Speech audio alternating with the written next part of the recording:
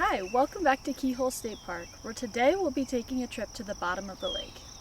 Okay, not really, but we will be learning about how temperature, light, and materials on the bottom impact what goes on down there.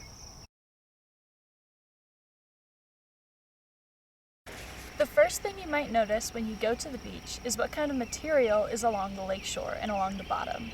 The water that drains into the lake deposits sediments like clay, rock fragments, dust, and other tiny particles, then settles along the bottom of the lake.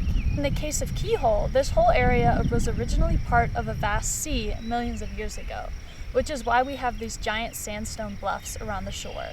These sandstone bluffs also start to erode over time and can be deposited in the form of tiny sediments into the lake.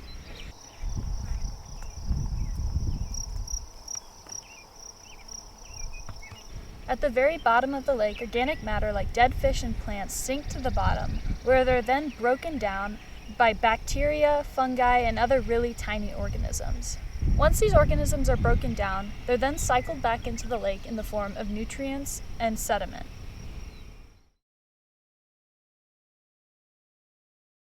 The second thing you might notice about a lake is that the deeper you go, the darker it gets. You might notice that along the shoreline, light reaches all the way to the bottom.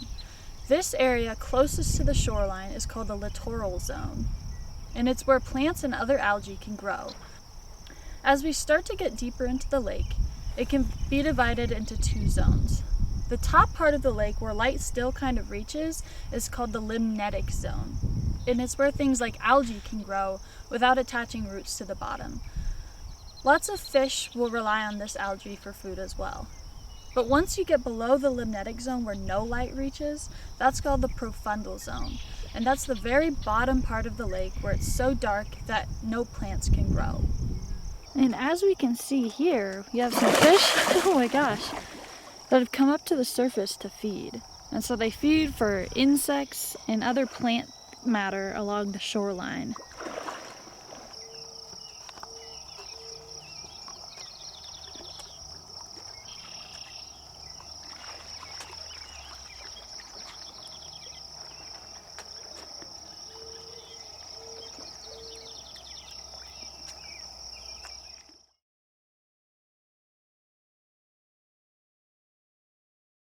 You might also notice that the deeper you get into a lake, the colder it gets.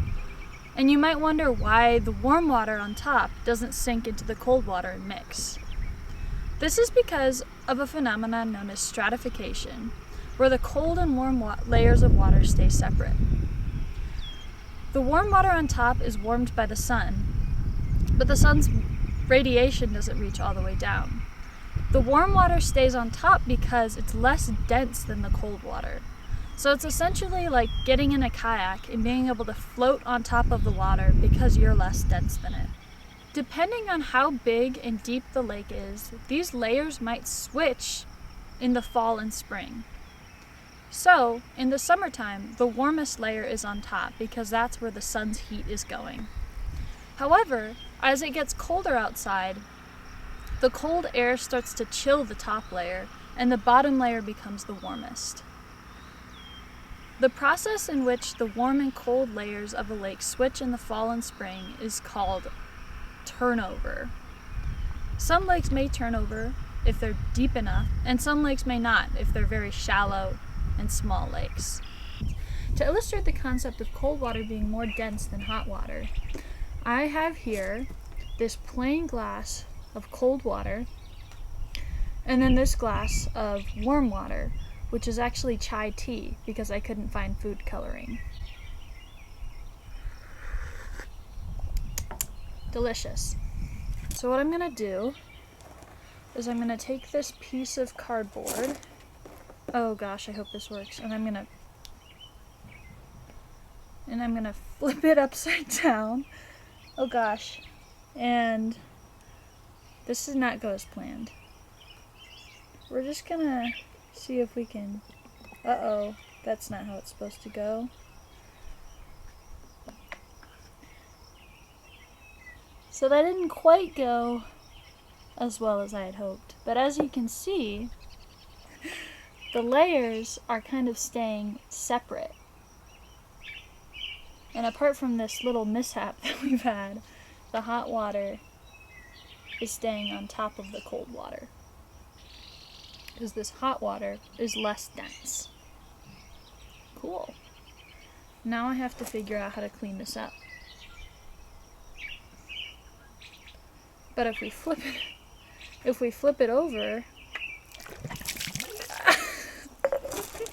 it's gonna leak everywhere.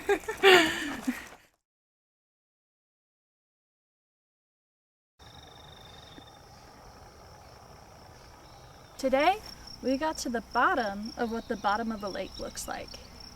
We talked about why temperature differs as you get deeper. We talked about how the material on the bottom of a lake forms. And we talked about how light impacts which organisms can survive where.